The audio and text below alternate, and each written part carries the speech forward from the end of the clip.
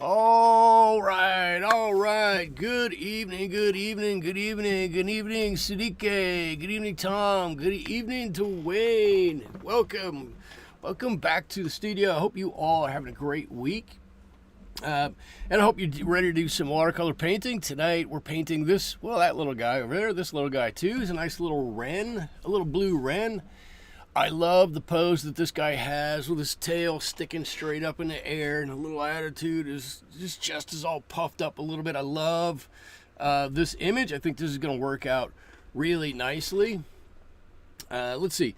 Paper I'm using is my Fabriano Studio paper. Let me get some things out of the way here. The brushes that I'm going to be using are King Art brushes, and my paints over here on the side are my M-Gram paints. Let me put my palette colors up over there, and they'll cycle through, and you can see all of the colors that I use. If anybody wants to talk about them, I can pull them out. You can see what they look like on the page and their opacity and pigments and whatnot. Excuse me. I am ready to go. Just a reminder, we're streaming primarily here on YouTube, but also over on Twitch as well. And I'm going to jump right in and get going with this. Anybody with any questions, throw them out there. I'd love to answer questions. And as I go, I'm just going to continue to talk and tell stories as I paint, unless somebody has something they want to throw in there. So with that, I'm going to jump in. I'm going to start with a little bit of Cerulean Blue here. I'm just going to get a little bit here on my palette in this well. There we go. And I'm going to just go and put a little bit of this Cerulean Blue on the places where this guy's blue feathers are at. Cerulean Blue is very light, of course. It's somewhat opaque. It's a little, like semi-opaque. At least the M-Gram version of it is. And I think this Cerulean Blue is just a good place to start for these blue feathers on here. We're going to be painting some darks all the way around these, almost to some blacks, but a few other colors mixed in there just to give some interest. And then we'll build up those darker colors, and we'll actually add in at least some cobalt, maybe a little bit of phthalo into this cerulean color to really build it up as we go along. I'm just going to dabble a little bit of color in there. And we're off. Let's look at some blue back here too, right? Yep, a little bit back here. Let's see, Liza is here. Hello, Liza. Thank you for joining. We missed you last week. I'm glad you're here this week. All right, and I think I'm using a number, I want to say a number 6 brush. Boy, I've used these so long. My big one's a 12, my small one's a 4. This is probably a size 6 brush. That's the logo. I've used it so much I've worn it off. Let's see, and I do have some big news for everybody. I got some new baby chickens, and they are pretty adorable. I'll show you all some pictures on my phone if you have any interest in seeing that. Everybody knows. Oh, what was it? Oh, Sherry's here. Hello, Sherry. Welcome. It was 4 months ago now that I lost the chicken, and I didn't know whether she was going to get replaced this year or next year maybe, but sometime she was going to have to get replaced. And as it happened, it just so happened that these chickens came up for sale on Craigslist from a good breeder around here, all their shots and everything like that. And they were chickens that I have wanted for quite a while. They're Brahmas. And I know that maybe not everybody's as big a chicken nerd as I am, but Brahmas are renowned for two things. They're very gentle, very nice disposition, right? They're actually quite gregarious. They like being around people. They search out that social interaction, and not all birds do that. Well, certainly not all birds, but not all chickens do that. But that's one of the things they're known for. And the other thing they're known for is being very big. So they're going to be 1.5 times to 2 times the size of a normal chicken. And I think that's fun. The last really big girl that we had in the flock here was Priscilla, and it was so nice to walk outside and sit down and just put a chicken on your lap, and her to just kind of sit there and nuzzle into you and take a little nap on your lap. And the chickens I have now don't really want to do that. They'll kind of be your friend, and they'll let you hold them. You certainly don't run away. Blueberry will come and scrunch down right by you and wait for you to pick her up, and then she'll pick you up and she'll kind of, nuzzle a little bit. But after a while, she wants to be put down. Will a big chicken change the current pecking order? Well, Sudika, that's a great question. The answer is yes, it will have to. What that pecking order is going to be, I don't know. How that's going to play out, I don't know. I suspect that I'm gonna talk while I'm putting a little paint on here, and I'm going to start with a little Paynes Gray, and I'm going to use a little bit of this burnt umber to really warm that gray up a little bit, and this is going to go on the tail. So will that change the pecking order? I really think it will. The thing that I'm waiting to really find out is, does the pecking order have anything to do with size of the chicken, or does it have to do with strength or age? And kind of right now, the top of the heap in the coop, the queen bee, is Betty, and when she still wants to, and then Betty's the oldest one in the coop, and when she wants to, she will just give a big whack right on the head of the other birds, and they step back and let her do what she wants. Typically, it's only during, when they're getting treats and she wants a treat or thinks she deserves a treat that nobody else should get. But the others definitely step back and take their cue from what she does. So I'm curious if there's a bird that is, that much bigger than her, is she going to not do that? I don't know. That's a great question. Never had birds quite this big. Well, the last big bird, Priscilla, the last one, she was the top of the heap. So I'm really curious. Let's see, Liza, glad you're feeling better. Liza, Liza, you were sick last week, but you're on the mend. Good deal. If you can hear me, I'm a little under the weather. I'm good to do this. I'm a little under the weather. I hope I don't have anything bad. But we're going to make it through this. Let's see. It was a bad flu. Let's see. Let's see if I can pull up a couple of pictures here. I'll let you see. These little babies are so adorable. Look, whoop, if I can do this without the light. Look, there you can see. There's one there. That's Cha-Cha. The one in the back here, that's Frida. And they are, here you can see how tiny they are in comparison to that little bird feeder that's a waterer. They're tiny, tiny, tiny. And they're going to get a lot bigger than that.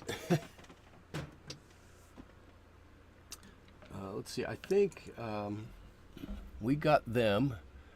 Thanks for being here. You're welcome, Liza. You know what? This is a great thing for me. This really is a great Wednesday for me when I can do this. I really love it. I believe me or not, I take a lot of energy from this, so I really enjoy doing this. And when I get home, and my wife goes, well, are you gonna, well, you know, what are you gonna paint tonight? And I'm like, oh, I don't know if I'm gonna do it tonight. She's always like, come on. She's like, you love doing it. You get so much joy out of doing it, and she's right. I do. So I don't want to miss this. This is a lot of fun for me. I love doing this. Okay, let's see. What are we gonna do here? I'm going to, you know what I'm gonna do? I'm gonna work back into our blue here a little bit, and I'm gonna work in a little bit. The blue is a very small area. I know it's not very big, but I'm gonna work in a little bit of darker color in here. Let me do this. Let me let you see the reference photo. There you go, and I hope you can see that. Maybe I can drag it and make it even bigger for you. There you go. You can see there's really only those 3 patches of blue, and within those, though, there's quite a variation of color and shadowing in there. So even though there's not a lot in there, we do have to, you know, kind of be thoughtful about how we're going to put that color in there. So I want to try to do that well. First of all, what a shock. I want to do a good job painting. Who'd have thunk it? So I'm gonna put some of this Cobalt Blue in here, and that should help to darken up a little bit of this color. Let's see, I think that comes, yep, pretty much up like that for the second layer, for your first second layer. Hey, where are Michael's Marauders? Michael's Marauders, I like that. You'll show up anytime I'm ready to paint. That's fantastic. I love that. I'm going to start a stream at Thursday night at 1 in the morning. Some night I'll wake up, I won't be able to sleep. I'm just going to go, you know what? I'm going to start a stream, and I'm going to see how many people show up. No, no, please, I would never do that. But I love the sentiment. All right, there's a little bit of color. And again, this year, and only this year, I'm trying to be more purposeful about putting on more layers of paint, right? Thinner layers, more layers. So I know that's not a huge change. I mean, look at how pale this is in comparison, right? They all started about the same. It doesn't look dark, but it's much darker than what it started on, or started as. So a few more layers, but each layer a little lighter. Woo, that's a tongue twister. Let's try to say that a few times fast. A few more layers, each layer a little lighter. Woo. And maybe we'll mix in even a little different color of blue in there to darken it up in a few other places. I don't know. We'll see how it goes. And I want to get just a bit of dark up here on this. This little bit on what I'm going to call his cheek back here. I want to leave that really light because we're going to try to do some negative painting on some of the feathers in there. Liza said you watched last week's painting later on, and it was very well done. Thank you. I think I lost my way in that painting a little bit. Somewhere. I looked at it again. I have it right over there. And at the time, I think I was a little hard on myself for what it was. It's a nice painting. It just didn't... I think I just lost my way with some of those ruffles in there a little bit. But it turned out nice. And thank you, by the way. Okay. Got some blue. We're starting to get some blue going in here. We're starting to build up a layer of color or two. Now I want to look at this color on his back here. This is his tail is a very gray-brown. It's more on the warm side, but it's a gray-brown. And his back is way warmer, much browner than his back is. So I want to recognize that. I've probably got way too much paint on here.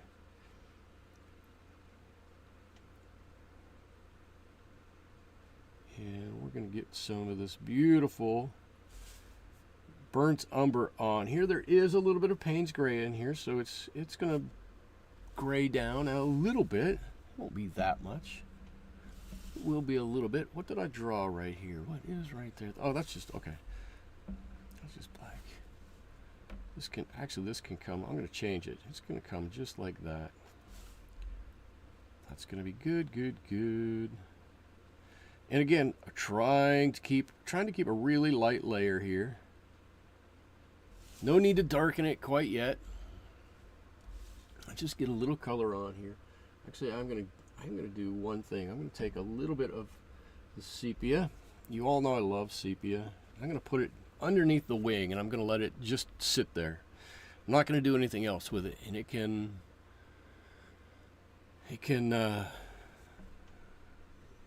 go and do what it wants to do. Let's see. Liza says, I watched a good video today that talked about hue, chroma, and value. And Liza, summarize, please. Let's hear what you learned. Here's what I know about hue, chroma, and value. Put the paint on how you like it. I mean, there's some help in there. I don't quite get I'll be honest, I don't always quite get the chroma. Well, this is high chroma color. I think it just means it's got a lot of pigment in it, right? It's more pigmented. Because hue and saturation talk about, or another way of talking about value, and that talks about the actual intensity of it. Let's see. I don't want this guy to get too dark, but underneath here, I do want him to have a little bit of some color underneath him. Let's see. It's just building to create interest so things aren't flat and boring. Well, okay, flat, yes. Boring, flat doesn't have to be boring. There's some really cool flat paintings that aren't boring. You just got to do it differently. It's a different mindset in painting flat things. All right, let's see. This has got to come at kind of an arc here. I'm going to pull this out. But you're right. A lot of interest in the painting isn't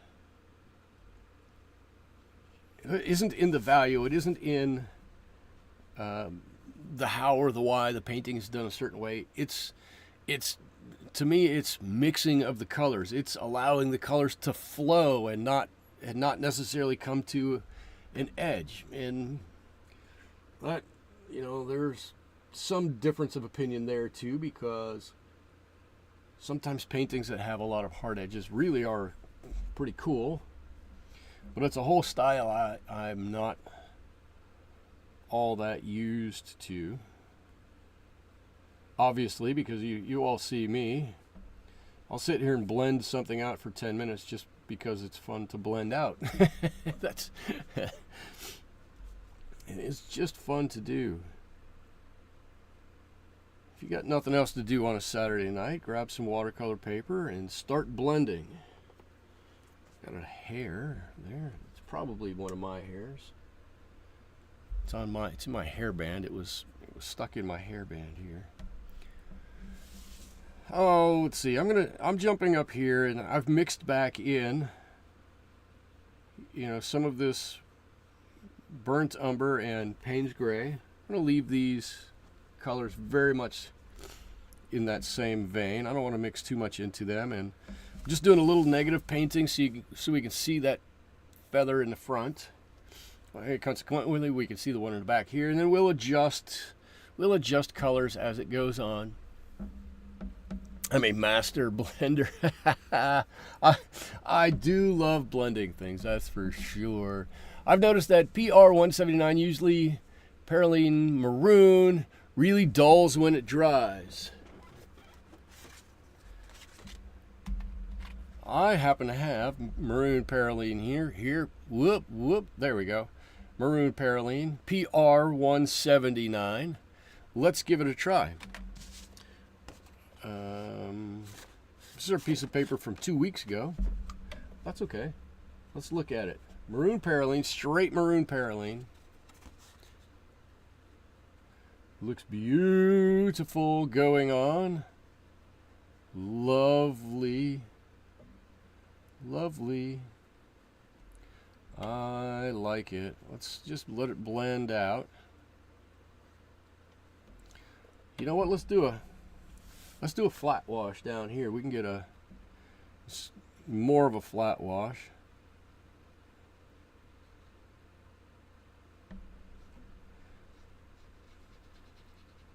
I didn't start this one high enough. My colors bled down a little further than I wanted. Ooh, look at that. Okay, cool. There we go. So, come on, focus. There we go. I don't know that this went on really shiny, but there's definitely some shine to it as it's wet. This one's still a little bit of damp. But let's set it aside and see what happens as it dries up. As it dries. I don't want to put it on this.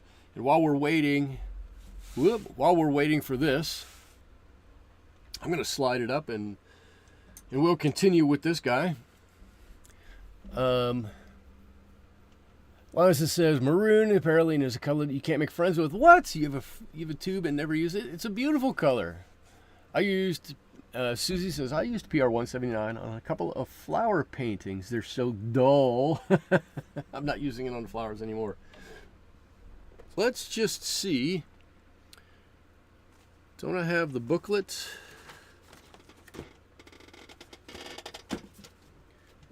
I was going to say, let's see what M. Graham has to say about it.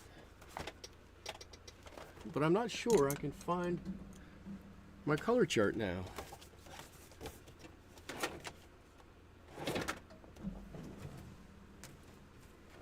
Here's a painting I've been working on in my spare time. Look at this.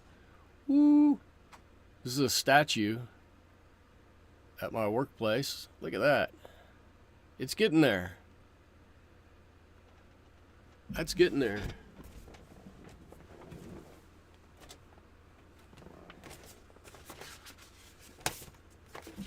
I should say, is everybody okay if I take a moment and try to find this? Uncle 60 is here. Hey, Uncle 60, welcome back. It's been a long time. Here it is, I found it. Let's see what it says about Maroon Perylene. Where is Maroon Perylene? Right here. PR 179, light fast number 1, which is excellent light fast rating. Transparent and staining. There you go.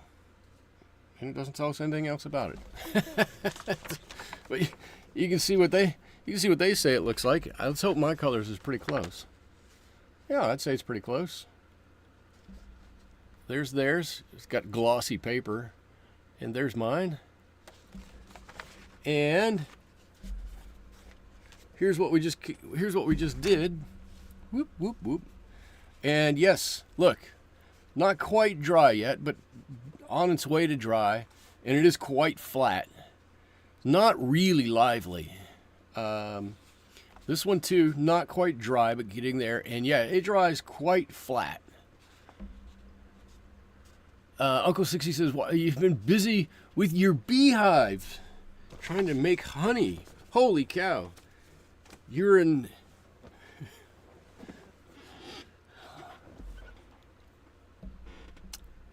let's see. So your beehive is an apiary. So you're an apiarist, a beehiverist. That's cool. How long have you had beehives? I would love to get a beehive, but it's not going to happen in my house. But I think it would be so much fun to have a beehive. I think I'm probably the only one at my house that thinks it would be fun. But that's okay. I don't have nearly enough of a yard to have a beehive. I probably don't have enough of a yard for my chickens. Well, I do. They go in the side yard too. But I know I wouldn't have enough for the chickens and for a beehive. Just a beekeeper. Okay, all right, there you go. I'm overthinking it. Totally overthinking it. It's very involved. I am 100% confident it's very involved. And you got to get the suit with the big hat so you don't get stung a million times, and I'm sure your giant gloves and everything like that to go along with it. You must have to, right? You must. And the smoker, I'm sure it's not called a smoker. Not my bees.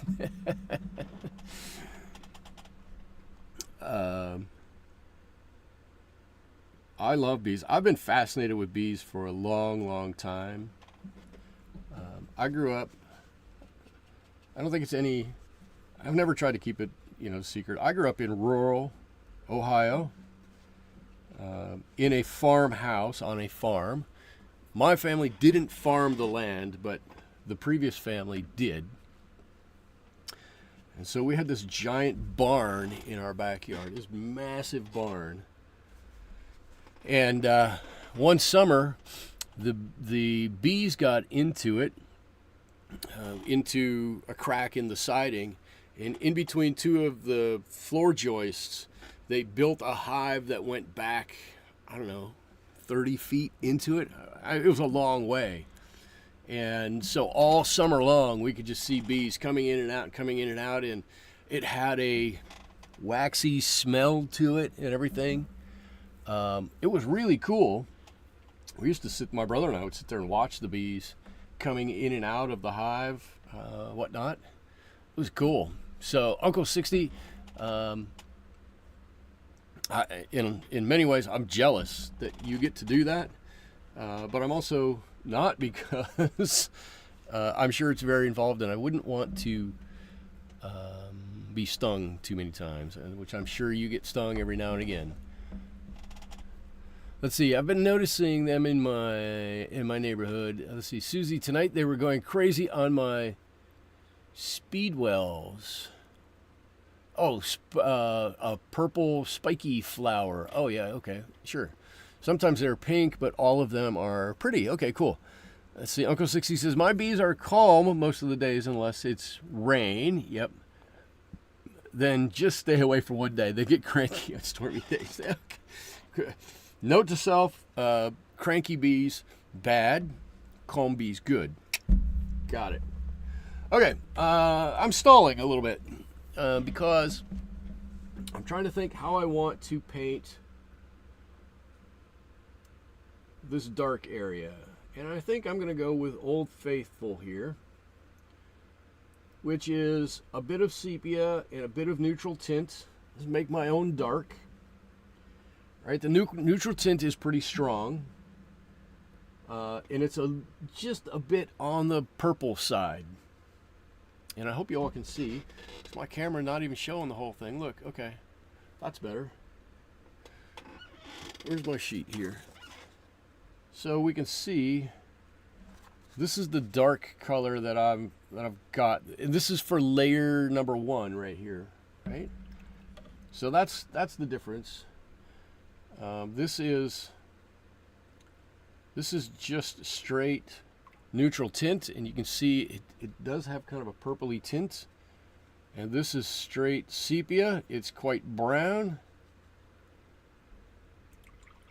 And the two of these together really make a wonderful neutral right there. So that one and that one do make a nice neutral. So that's what I'm going for as the first layer on this little guy here for my dark color. I don't want to say it's just black. I get caught up in painting. It seems like I've painted so much black. Let's just call it dark for the moment. Okay, and here we go. I should say everything else here is dry enough, right? It is. Painting around his beak, and I'm certain I can call it a beak this week because this is not a water bird, which would make it a bill. I'm painting right around his beak, and still hoping to keep this a nice light layer. I might have just a little bit too much paint on here. I'm going to pull some of this out. I'm going to get a little damp on my brush and just pull this out.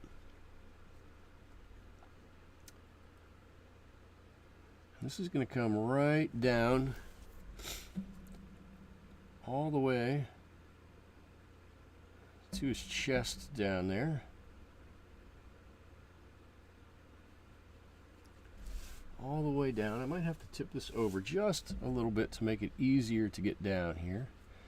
And I think that when this dark color, of course it's not super dark right now, but the area that I'm painting, when it comes into contact with his chest area down here, and we start to darken it up a little bit,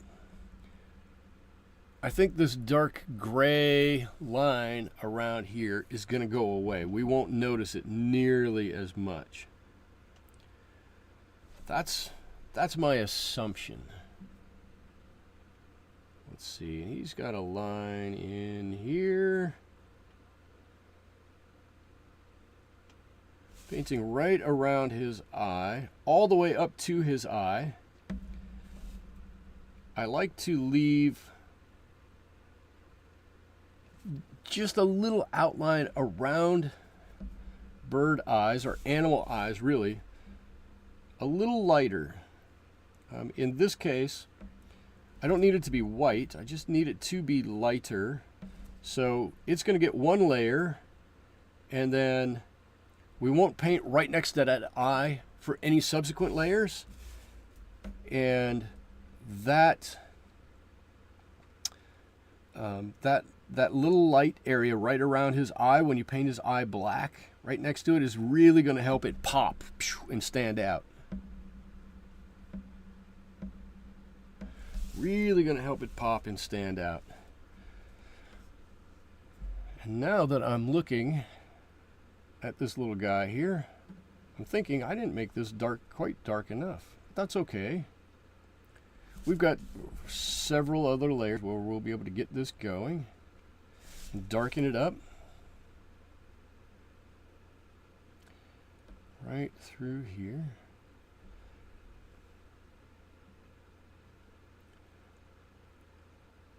And as I'm putting this color on, I hope you guys can see it. I'm starting to see a bit of his attitude coming out as I'm putting this color on. I can really see the attitude that he's starting to project now. And I can start to see where I want to put a little darker on the next level, and where I want it to leave a little bit of light on the next level and whatnot. Right? There's going to get some darker back here, where underneath where these feathers are fluffed up. It's going to be dark in between these two, because this blue is dark, so I need this area next to it to be dark. It's casting a shadow. It's popping out right there. And of course, underneath here, where you can see it's physically puffed up, is going to be dark. And kind of a band just under, like just across his forehead and back through here is going to be dark. I can leave a little bit of light up here. Maybe there's a little bit of sunshine on that. Anyway, that's the plan. Eliza says I always nail the eyes. I try. I don't know if that's true, Liza, but thank you. I'll take the compliment. All right, let's see. This is wet. This is not. I'm gonna get a jump on a couple of these feet here. Where can I go with this? Let's see. I'm gonna start with a little maroon. Nope, not maroon. Quiacridone Rose. And what should we add into that? Let's try a little bit of burnt umber here. I think this will make a, well, that might be a little bit too much. This will probably make a good leg color for a bird. I think so. Let's try that. A little more pinky up here. This leg comes out and down, and as it comes to toe end, we can get a little darker with a brown.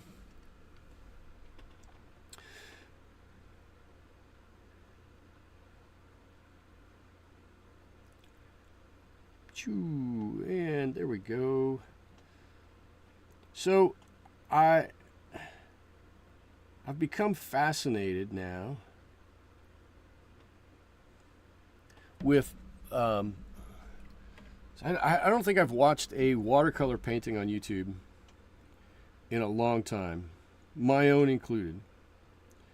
But I've become fascinated with, especially since I've taken up fishing, with people making baits.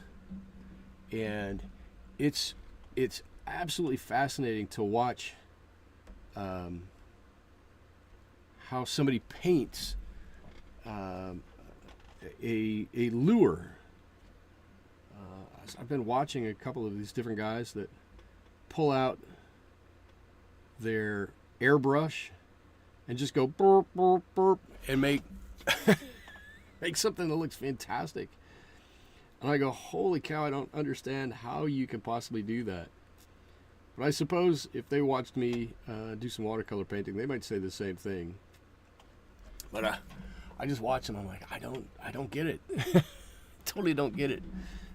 I'm absolutely fascinated with how they do it. All right, I want to look to see what we need to do here. So this is dry. Back up here, I think with this main feather, I want to start darker here and have a long transition to about the color it is up here. I think I'm going to do that.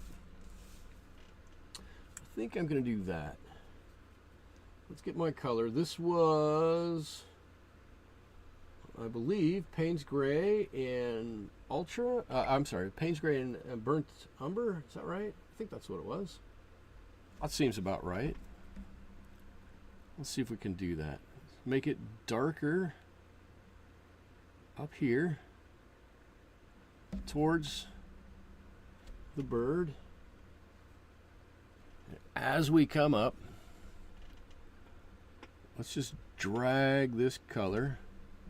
It might be too umbery. Let's drop in just a little bit more gray in here. There we go. I think that's going to be better. And let's drag these colors all the way up. Long wash.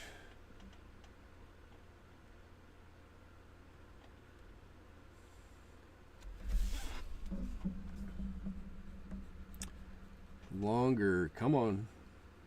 I think I could live with that. Okay, I'm going to make that even darker down here. I know I should not. I just spent 5 minutes talking about more layers, lighter layers, and now I'm going, I should make that darker. Actually, you know what I should do? So I should probably put just, this would make it look really nice. Let's put just a touch of blue in there, right? Ooh, that'll be nice. Let's put that little bit of blue in there, and then let's just pull that out, way out. Come on.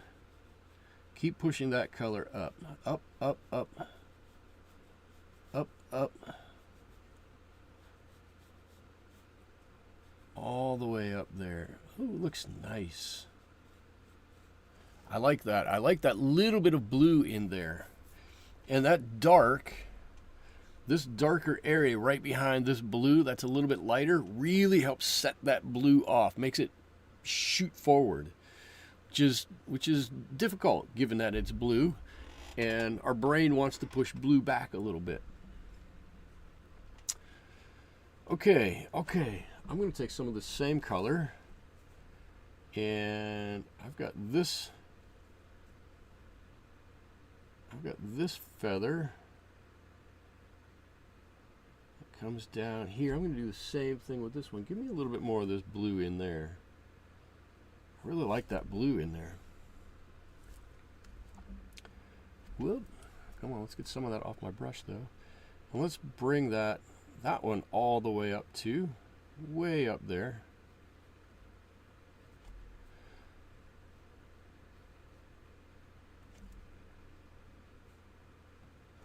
That's got to be, it has to be connected, it has to be connected in at the bottom. It's got to touch something at the bottom.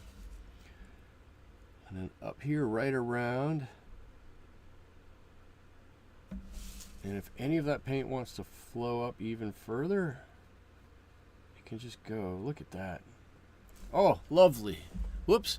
Am I every time I look up, I feel like I'm off screen just a little bit. Let me push this up just a little bit, and hopefully I'll stay on a little bit more. How many people? We get 16 people in here. I'm going to take a moment. We get 16 people here on YouTube. If everybody would go down below, actually I think it's right down below me, and hit that like button, I would really appreciate that. That'll really help me in the YouTube metrics. I would greatly appreciate that if you'd be willing to do that. And I'm going to thank you all in advance for doing it. I'm looking over here for a slightly different brush, and I don't think I have it. I'm going to stick with the sizes I have. Okay. I'm going to start to come in now, and we're going to paint. We're going to start adding layers onto this this darker area. So that means a little bit more of our dark. Neutral is so strong. Sepia, a nice pool of it here. I don't want it to be too thick though. And let's see what we can do. Okay, so I'm going to start underneath here. I'm going to try to do a little smaller areas.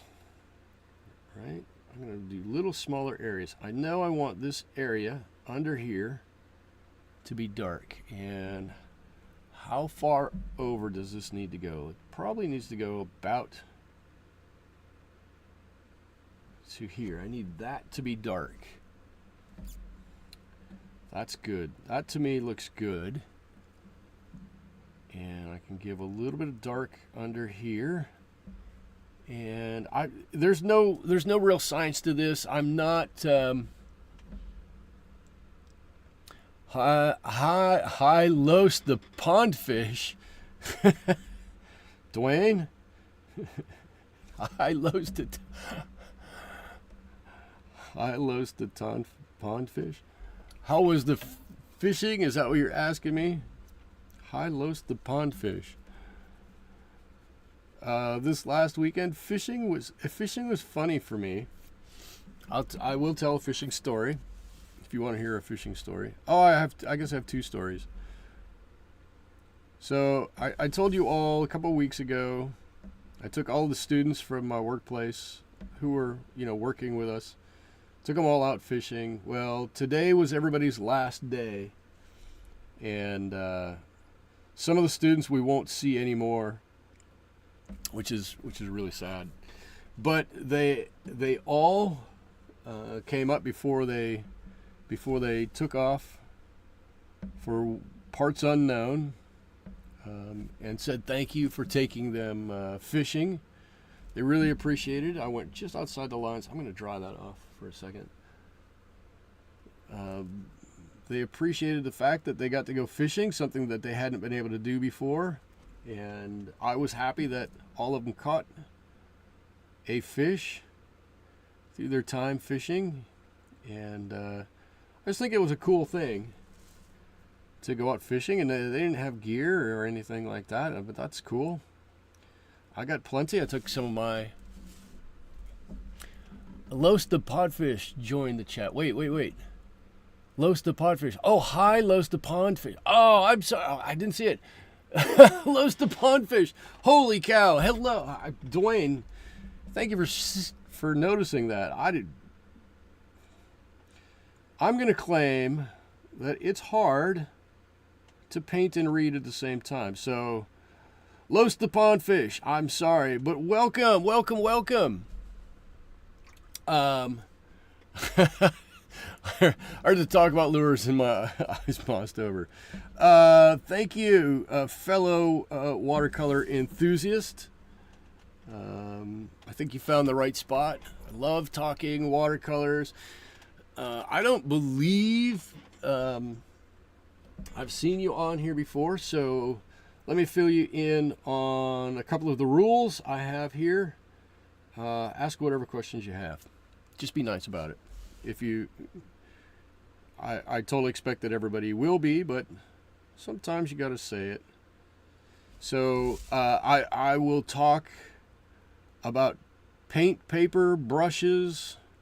I'll talk about anything and everything. I'll talk about different styles. I'll talk about my style. I'll talk about whatever. I'll give some advice and help you determine your style if that's what you need. But please, ask questions. That's part of why I do the live streams, is because it's so much fun to talk about things. And just give me a little grace, because I'm doing a couple of things. I'm doing a couple of things at once. But yeah, welcome. And if I can't answer something, we've got a number of people here who are watercolor enthusiasts, and they'll probably be able to answer questions for you. And this is not turning out like I want to, and I'm angry about this. I'm not really angry. We'll be able to fix it. But I went in up here and touched this, and this is now gotten kind of ugly with a back run here, and this has gotten kind of a back run here. The only thing we can do to fix that is wait for a couple of minutes. It's let it dry, and we can go back in and fix it. Fix it, and it won't be a big deal. We can do that. Dwayne says that is awesome. Bet your friends had a blast. Oh, they had a blast and fishing. Los, you need to be careful about this group. The more you hang out with us, the more paint you'll end up buying. That's true. The best place to be on Wednesday night. Thank you, Dwayne. No, I told you guys to start the whole thing. This is a great Wednesday for me. I love coming out here. Even when I come home from work. Today I came home from work, and I'm like, I'm exhausted. I've been working a lot. I'm totally tired. My wife is like, yeah, you'll be tired until about 10 after 7, and then you'll be fine. And you know, she's right. I'm fine, and I love doing this. So, yeah, if you have any questions, anything, please throw it out there. I'll answer just about everything. And if there's something I won't answer you, I'll just tell you I'm not going to answer that. But I don't think anybody's asked anything yet that I've been afraid to answer. I really don't. Sneaky, you set your alarm to make sure you make it here? Holy cow. That makes two of us. I have an alarm on my phone. It goes off at 6:30, and if I haven't done anything yet, that means it's go mode, and I've got to get out and do something, because I don't want to miss. I do not want to miss. Let's see. I'm just adding a little bit of color here and a little bit of color there. I want to do something to make some of this bird look a little rounder, a little shapelier. Right? I don't want this guy to be flat. I'm hoping we're going to be able to avoid that. I think we're going to be able to avoid that. No. I'm sure we're going to be able to avoid that. But I don't want to take the chance. So just doing a few things to hopefully ensure that you know, putting a few marks here and there to ensure that we're going to be nice and flat. Now, remember when I said I leave a little bit of light right around the eye? You're going to see exactly what I'm talking about here in just a second, because I'm going to pick this up and show you. As soon as I get this in,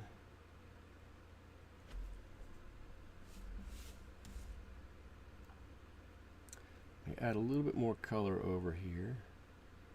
Yeah, and this I should have just waited another 2 minutes. That would have been totally fine over there had I waited another 2 minutes to put that color back on. But we'll get it. It'll be right when we're done with it. It'll look, you won't even notice that when we're done with it. All right, and now I need to blend this right out to the edge just real softly. If we need to come back, add a little more color onto this, we can do that, but just really soft. There we go. Now let me show you. Look right around that eye. Come on, focus. There you go. I left just that little spot of that lighter color. And as long as I don't paint over that, that little bit of light, as small as it is, when you paint the eye black and everything else is dark around it, it's going to make that eye pop out. Just that little bit much more. Sunika says, nice to know I'm not the only crazy person in the room, because Sherry says she set her alarm too, and Dwayne too.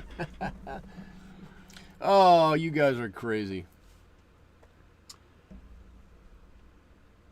Crazy in a good way. Let's say it that way, right? Crazy in a good way.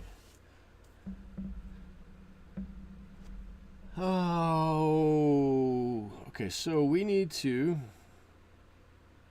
make sure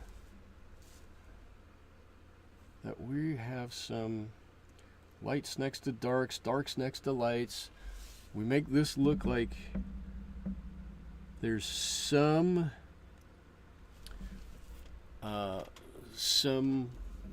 texture to it. some dimensionality. That's the word I'm looking for. Some dimensionality to it. Something like that. Yeah. That's looking good. That's looking very good. All right. Now I can come back in. I can do a little bit more work on my feathers back up here. I'm going to darken this one up a little bit. And this one's going to be dark and get lighter going the other way.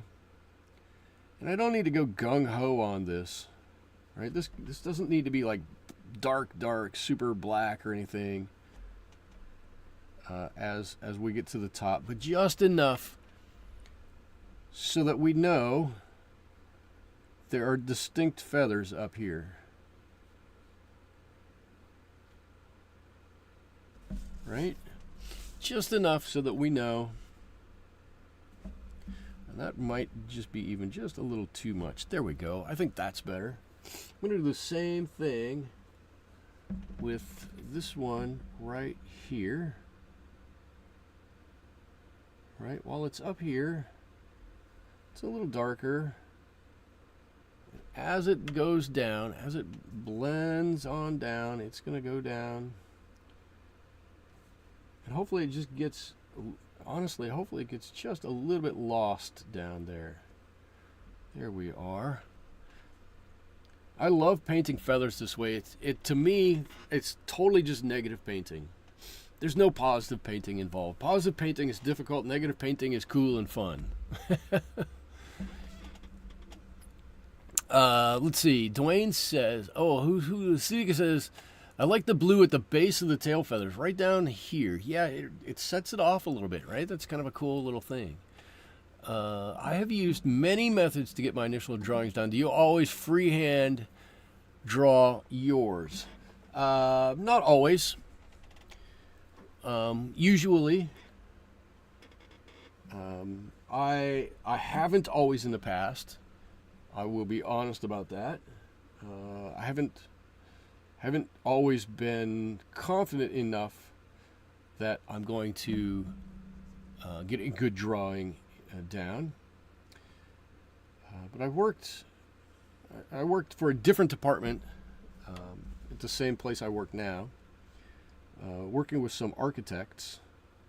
And architects are funny people. If anybody's ever worked with architects, I mean, I suppose they're no funnier than the rest of us. And they would teach architects how to.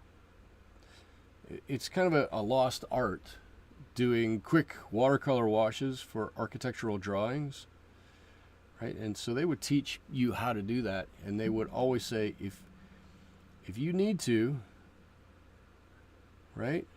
If you really need to, take the time to learn the painting, not the drawing. You want to be a better painter. You don't necessarily want to be a better drawer. So I'm like, okay, well, that's cool. Natalie, we missed you. Welcome. Like, really, that's cool. That doesn't tell me anything I need to know to get the drawing on the page. So, their suggestion was, because they're using onion paper, their suggestion was, well, just scratch off, just take a dark pencil, scratch on the back of it, and flip it over and go from there. Retrace whatever it is that you've done, and it'll come out on your paper exactly the way you want. So for a long time I did that. At some point I went, I don't really like doing that, so I started drawing smaller, shapes, right? This is, I would call this a rectangle, but really that's a triangle. Either way, it's okay. You draw a triangle and then divide it into the other ones. This is a circle, right, with a smaller circle on top of it. You do that, you connect a few lines, all of a sudden you've got your bird, and then you got to throw in a beak. But no, I spent a lot of time trying to figure out how to do drawings freehand, and that's why you don't see a whole lot of my drawings that have a whole lot of detail in them, right? The bushes, the branch there that you see here is really a couple of squiggles, right? I can clean that up with watercolor paint, and this guy is just basically an outline drawing with a couple of lines scribbled in there. I can't do a whole lot of detail, but I can do some outline drawings, some just basic shapes like that. So that's what I do for my drawings. I'm pretty good at guessing relative shapes. I think that has to do with having done it for years and years and years. If you really have trouble and you're not comfortable with drawings, you could get a light box or something like that. You could get, so when I do bigger things, not even this size, but bigger than this, although I could do it for this size, I do have a little projector that I can hook up to my laptop and project it on a wall and trace the outline image. Hold on, all of a sudden, I got a hair in my mouth. Why do I have long hair? Lots of different ways. Lots of different ways to get the image on your paper. And for me, no judgment about anything. I want to be judged as a painter, not as a drawer. So I always tell everybody, find a way you're comfortable with to get your image on the paper, and then go from there. Learn to paint. You can always have somebody else draw something for you. Hey, can you draw this for me, and then I'll paint it? Cool. Done. Right? There's lots of things you could do. But I mostly freehand draw my stuff. but not always. I hope that answers your question. With all this AI stuff, will old-fashioned sketching become a lost art? No, no, no, no. I refuse to believe that it will become a lost art. I mean, yes, it will become less used because I think the younger generations will settle for it more than the older generations, but I think that there's a big enough appetite for handmade art, and I think there always will be an appetite for handmade art. There's probably always going to be a place for digital art, or AI art, or whatever you want to call that, but I do really think there's always going to be a place for handmade art. It will never go out of style. It's like an auto mechanic, right? There's always going to be a time and a place for an auto mechanic. We're always going to need auto mechanics. We're always going to need, or we're always going to want traditional art in some way, shape, or form. It's not going away. That's my opinion. Others may differ with me. Hopefully not. Hopefully not. Sika says no. Or Liza says Sika. Hopefully not. No, I don't think it will. I don't think it will. And I don't think that. Well, certainly not right now. There's no digital art that does as good a job at anything as a hand artist, as an actual artist does. It just doesn't turn out nearly as well. Doesn't mean it won't in the future. It doesn't mean it can't catch up. But right now, not even close. Not even close. And I truly believe there's always going to be a place for actual real art. The masses may want quick, digital art. Fine. That's cool. But there are going to be just as many people who only want cool, original pieces of art. I can almost promise. Almost. Can't totally, because I can't see in the part. I use a light table even for my drawings. There you go. Hate to erase on good watercolor paper. There you go. The light table, same thing as a light box, probably just a bit larger in scale. Nothing wrong with that. Absolutely nothing wrong with that. Oh, I'm going to paint a lot of this dark. Dark, dark, dark. I'm going to get too dark in here, and then I'm going to be upset that I made it this dark. Light layers, Michael. What are you doing? I just talked about light layers, and now look at this layer I'm putting on, which is mostly not light. But what I'm going to do is I'm going to pull out a lot of color in here. I'm going to try to pull out some of this color in here. And you know what? Give me a little bit of this blue in here. I'm going to see if we can't reflect a little bit of this blue color in here. Come on, a little bit more of that. There we go. Let's see if we can reflect a little bit of that blue in here. That might look nice. He's got this weird, really dark rim down here. And I honestly didn't really think about it. I thought about the colors I wanted to use. I didn't think about the functioning of these colors. So we may not get this in exactly like I want it to go. Because sepia is a sedentary color. It's a granulating color, right? It sits on top. And if you go back in for that second layer, it's going to just pull right off of there. I didn't really think about that. Ooh, why didn't I think about that? That's all right. That's okay. That's all right. It's going to work out. It's going to work out. It's going to work out. Oh, but look at that blue next to that black. Really looks nice. And now we need to enhance that blue even more. More blue, darker, more darker blue. Maybe a little turquoise in there would be nice. All right, look at that. Where can we get to in here? Yes, yes, look. Ooh. I'm looking to see, when I look up here, I'm looking to see where this color really needs to reside. I've got the image on my computer up, whoop, over there.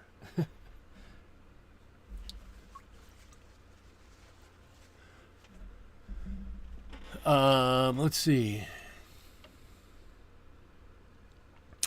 Natalie says, I find a lot of people won't take up watercolors simply because they don't think they can draw. That's probably a true statement for a lot of people in watercolors.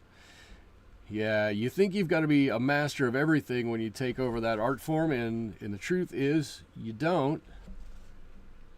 And we, the people who do a lot of watercolors, need to support others in finding ways to be able to get drawings done so that they don't feel like that. Sudik, has anybody ever used Camera Lucinda? No, I have not, but I would love to. They are extremely cool.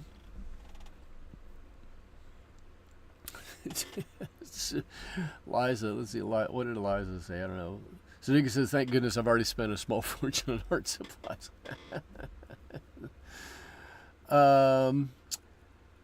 Sudik says, Natalie, it didn't take me long to figure out that I needed to learn to draw before I could watercolor.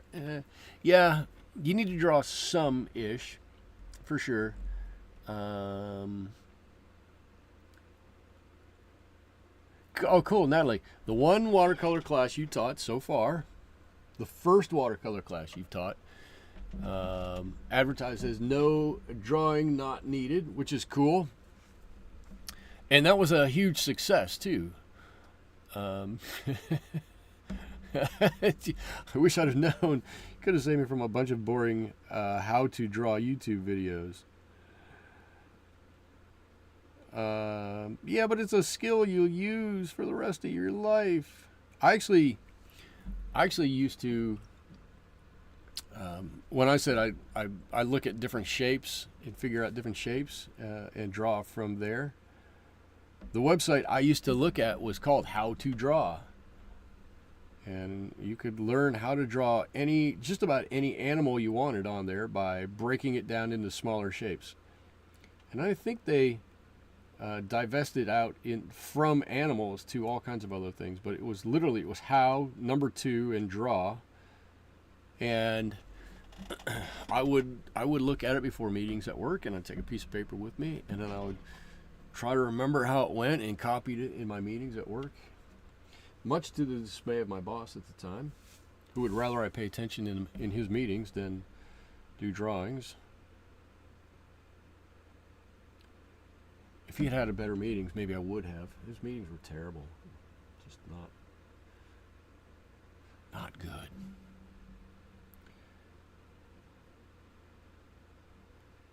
He actually, I'll tell the story because there's no way he's watching this or he'll ever hear about it. Oh, I guess it doesn't matter because he's retired anyways.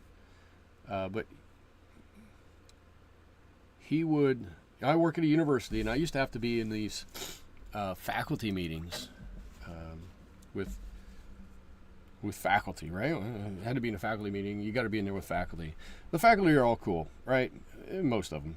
I really liked them. But there was one woman in there, and she would just doodle. She would get into these faculty meetings, and she would doodle, and she would doodle, and she would doodle. And I asked her one day, I'm like, does our boss care if you doodle? And she was like, yeah, he's marked me down on a number of performance evaluations because I doodle.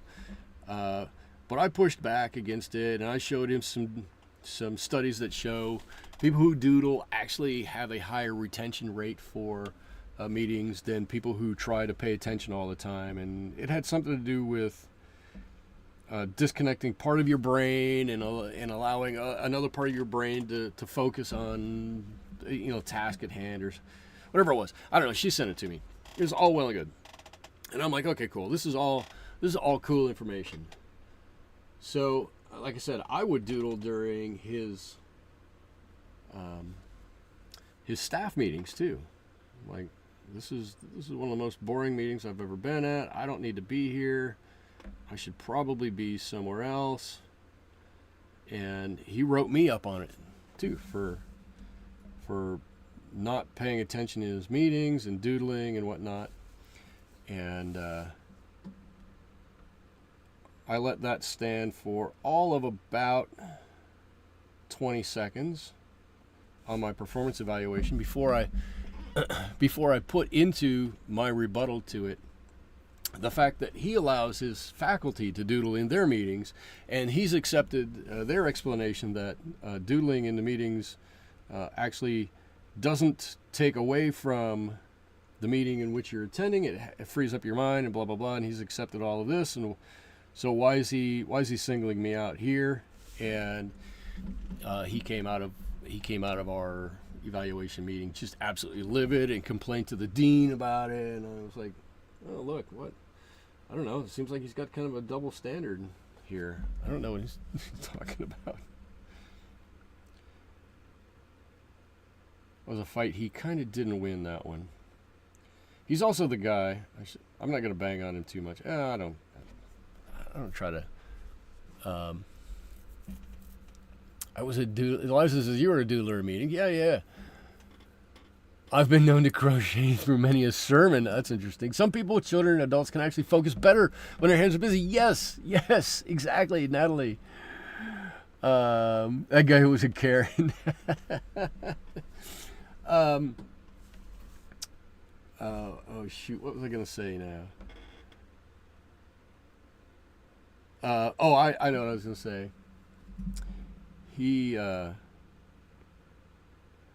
It didn't take me long to figure out I could get under his skin, and because he was the kind of person that I kind of felt like I needed to get under his skin a little bit, I didn't hold back from him, so I didn't have a whole lot of avenues to complain about anything.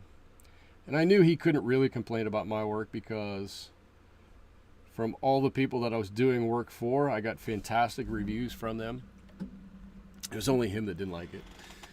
So he and I had a difference of opinion on how to solve a technical issue one time, which is really funny because he's a very non-technical person. So be it. And that the argument that we had, yeah, Dwayne, your wife is a professor and she doodles to me. There you go. So we had a disagreement on how to solve a technical issue. All right, okay, fine. Like I said, I wasn't really worried about it. It didn't bother me all that much until my review came up, and he said it 4 times, and I actually put it on my rebuttal to my performance review. He said it 4 times, and if he hadn't brought it up, I wouldn't have said anything. He said, I know we've had a disagreement. I won't let that affect this performance evaluation. I went, cool. I guess that means you're going to let it affect the next performance evaluation? You specifically called out it won't matter on this performance evaluation. I have one thing to assume is that it will affect the next one. So I put it in my rebuttal, and it got sent to the dean. And she called me to get an explanation about why I put it down there, and I told her exactly what was written there. And then she called him to his office, and he came out, and he was livid, and he wouldn't even look at me for about 2 weeks. I'm sorry. You shouldn't have put it down that way. All right, let's see. I need to be brave here.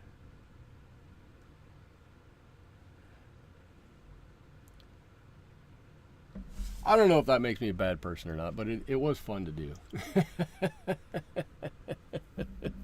When people come at you, it has nothing to do with you, yeah.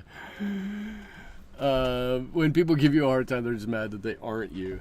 He was just, I don't know, he was a weird guy. He was really a weird guy. Well, whatever. He was, yeah. I work in technology. This is fine. It's not a lot of people do. Not a big deal. My expectation is that you'll try. I never have an expectation that everybody knows everything about technology because there's so much to know and things change so fast. So one day he called me to his office and he went, I'm having a hard time understanding. How do I use the print screen button on my keyboard?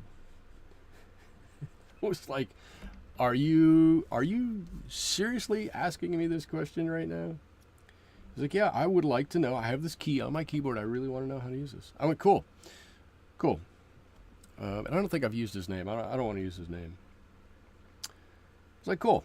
So sit down here next to me, and let's pull up your browser. And there's a search engine called Google. Let's find out together. So I sat down right in front of him. And I went, oh, here it is. Here's how you search for what that button does. I walked out of that going, I don't have any idea what just happened. I don't have any idea.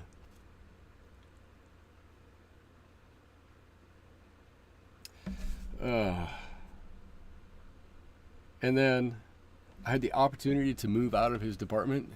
And it took me about 20 seconds to decide, yep, that's something I should do. And then he was mad. And he called me into his office. He goes, I can't believe you would want to move out. We've treated you so well in this department. Blah, blah. And I went, I was like, yeah, here we go. No. Susie says, doesn't everyone doodle? I know, I still doodle. I doodle all the time. I still doodle. I am one of two people I know in the meetings that I go to. One of two people that still carries a traditional pad of paper. Everybody else takes notes on their computer, or you have AI take notes for you. And I still utilize those tools from time to time, but I always have a pad of paper with me. It's just better. I can't see. I'm going to leave it like that for just a second. There's his eye. Oh yeah, you can see, look. Even, I think you can see that white spot around there. That light spot really helps out. Let's see, when I worked in HR, I had to read all the performance reviews written by the managers before they presented them to the employers. Oh boy, I read some doozies. I'm sure if you had to do that, Natalie, I'm sure you have read some killers.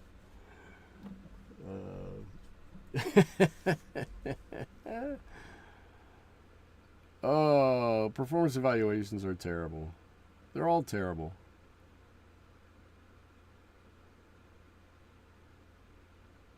They are all terrible. If anybody's working for me and they're here and they hear this, they're fantastic.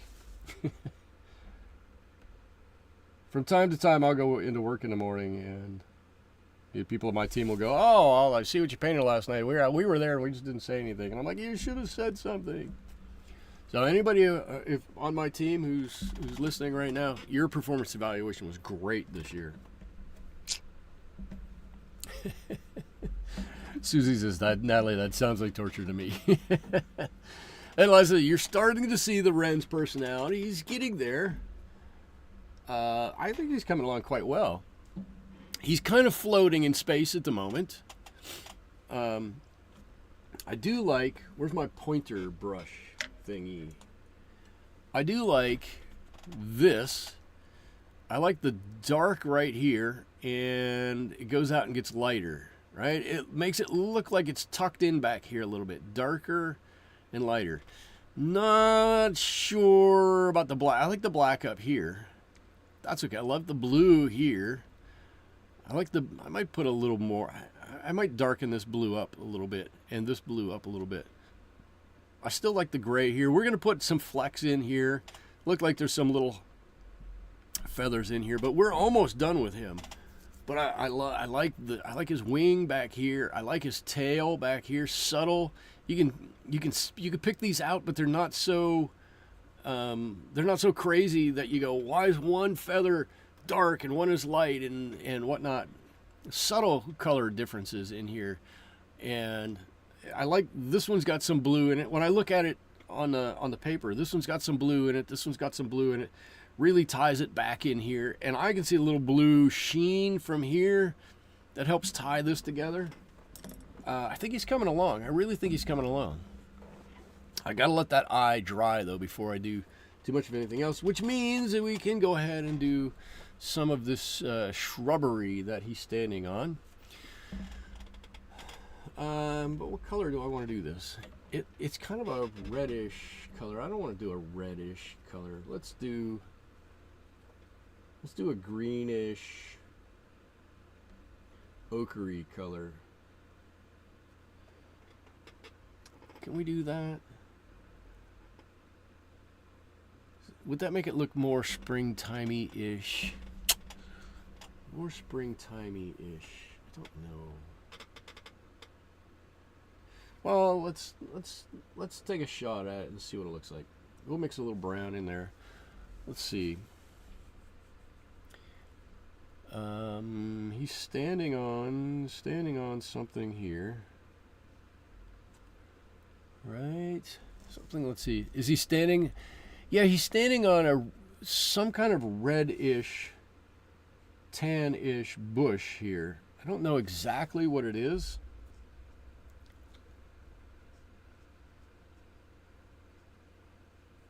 But yes, he's definitely standing on something here.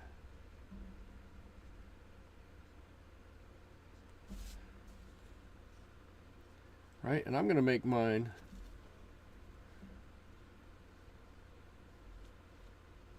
kind of this way. Oops, I should be going out, not in.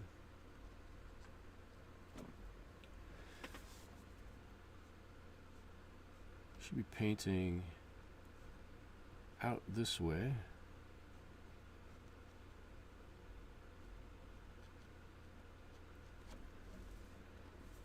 Again, this is one of the areas that I think I don't want to do too much detail. I want you to know he's standing on a twig, on a little bush here. But too much detail is probably too much detail here. I can get away with dropping in quite a few lines here and making them kind of amorphous shapes. When you look at it, you're going to go, yep, I get it. He's standing on a little bush.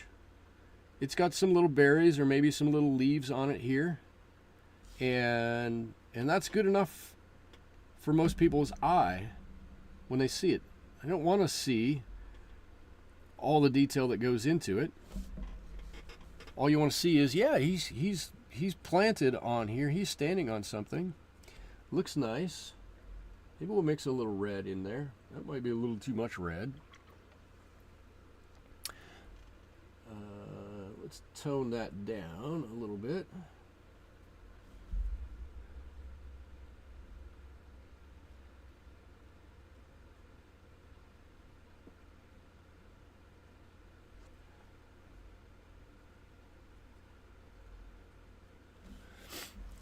Right? He's definitely standing on something.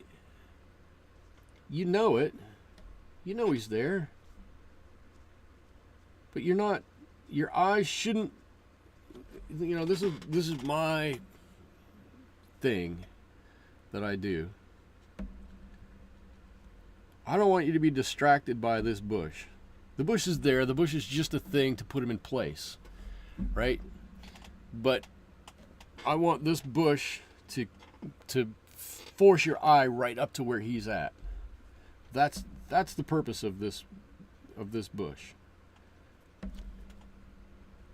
The purpose is not to give you a second thing to view here, anything like that. No interest in that. No interest. This has one purpose: point your eye right up towards that bird. All these lines, most of these lines should be kind of going in that fashion. My opinion. My opinion. Now, having said that, I do need to do a little work on his feet here. His feet and his legs do need a little touch up.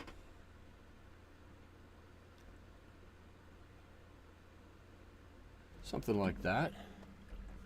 I don't know. He's coming along. I think he's coming along quite nicely. Shares his cute birdie. He's getting there. Okay, hold on. 1 second. I gotta get something to drink here real quick.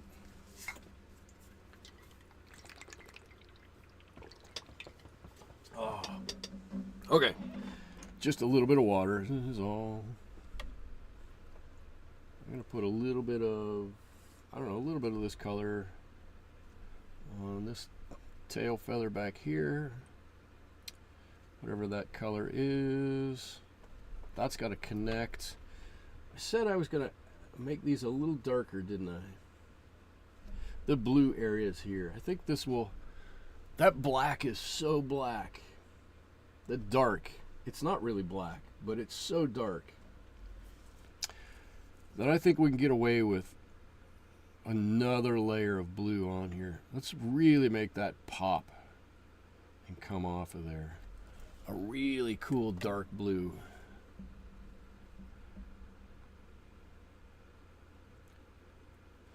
How does that look? That looks so good. That looks so good. A little bit of this turquoise in there. A little bit darker in here.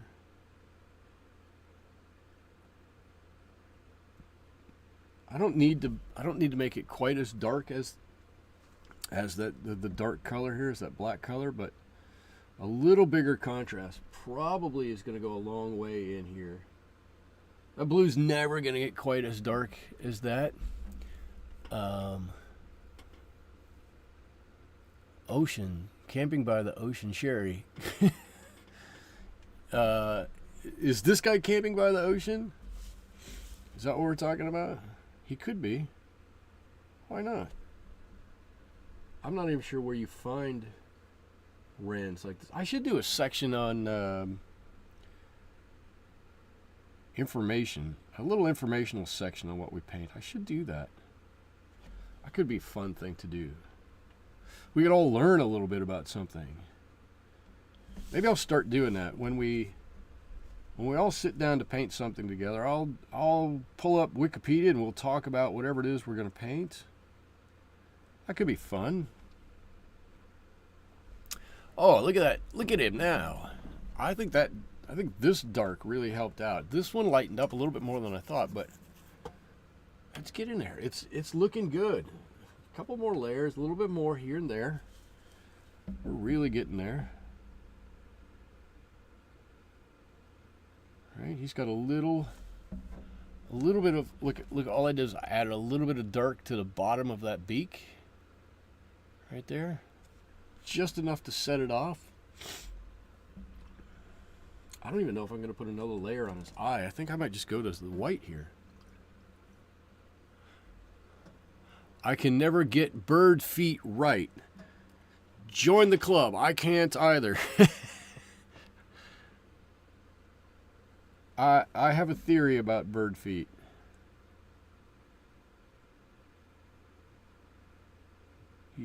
I don't believe you actually need to get them right. I really don't. I think you get them close and everybody understands. A little bit of color out there.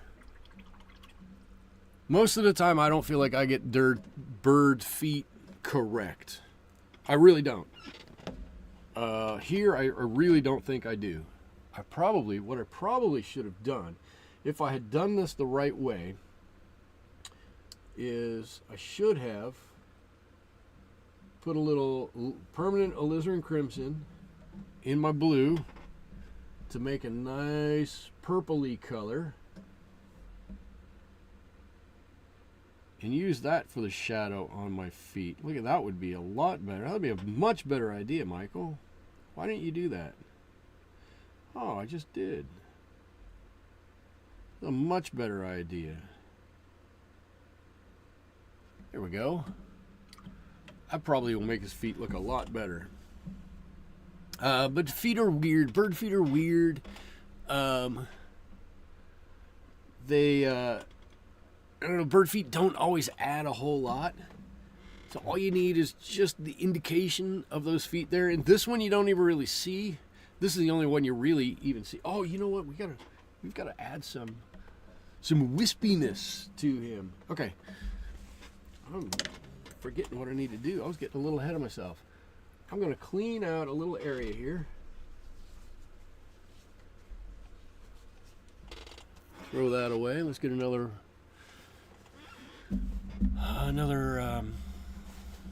what is this thing? Paper towel.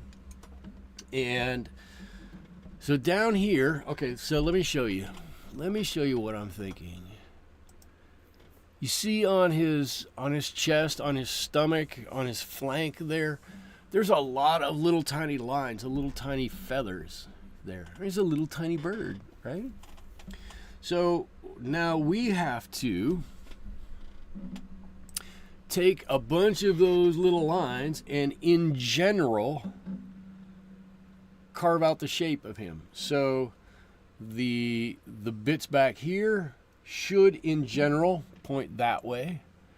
The bits here should in general point this way, right? So that you look down and over and up. And by doing that, you're kind of give him a little extra shape. That's what I keep telling myself. That's how I like to do these, right? You can do some simple things. Simple things can have big impacts, but you've got to be intentional about them. Los the Pondfish. I love painting birds, but I just Google image searched him so we can have bird facts time. Oh, yes, please throw a couple out there. Bird facts. Please. What do we know about the blue wren?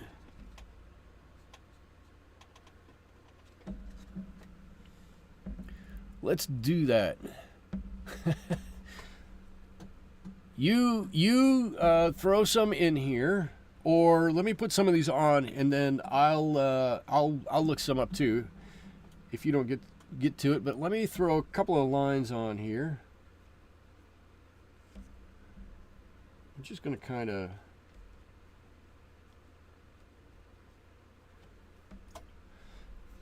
If I get a little heavy-handed, what I like to kind of blur out one end of them. Sometimes that happens.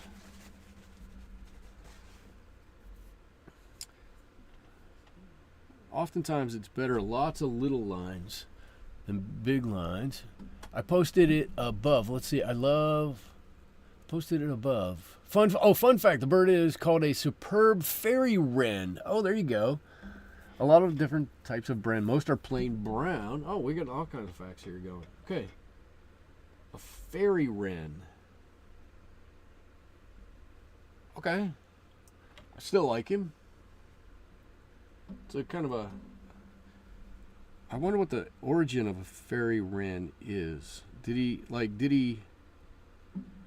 he really just that small that... he looks like a pixie or a fairy or something like that? I wonder.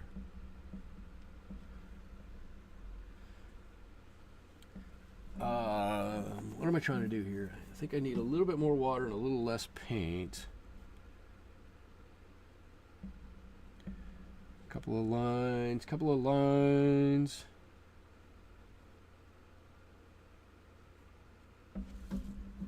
Now into this other color. couple of lines here, a couple of lines there. As we move down, we're gonna go back this way. I didn't mean to make those big ones. We'll just get rid of them.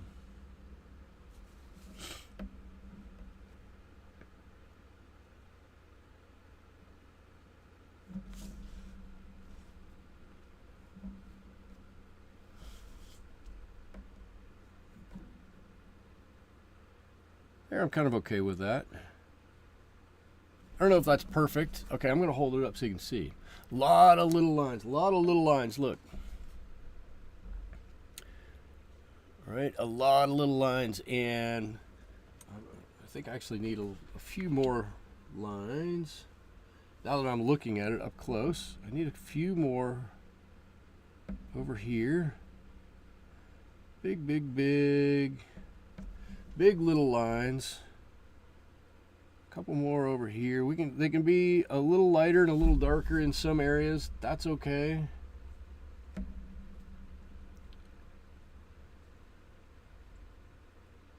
All right, I like that. I like that better. Now he looks like there's something going on there. It's not exactly like, whoop, there he is, the reference photo. But there's enough going on there. It's just going to give him texture. If you stand back 3 feet, 4 feet, you're not going to see it. You're just going to see that there's something there, right?